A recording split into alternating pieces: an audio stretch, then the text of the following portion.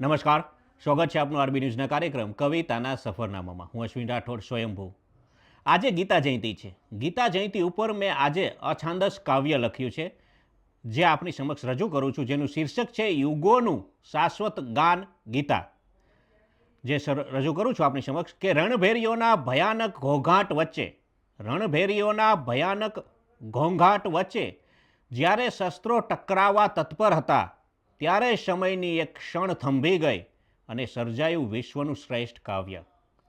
સારથીના સ્થાને બેઠેલા ઈશ્વરે માત્ર રથને જ નહીં પણ રથીના મનને દિશા આપી હતી.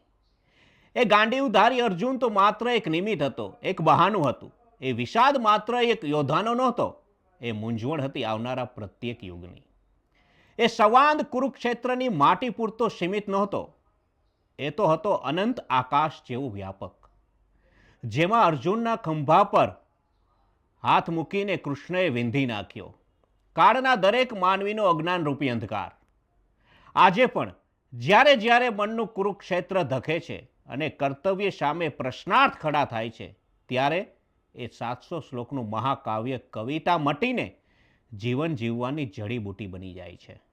આ ગીતા માત્ર પુસ્તકમાં કેદ શબ્દો નથી, પણ માનવજાતના ઉત્થાનનું એક અખંડ સ્વયંભૂ અવિરત ગુંજન છે. નમસ્કાર, અસ્તુ.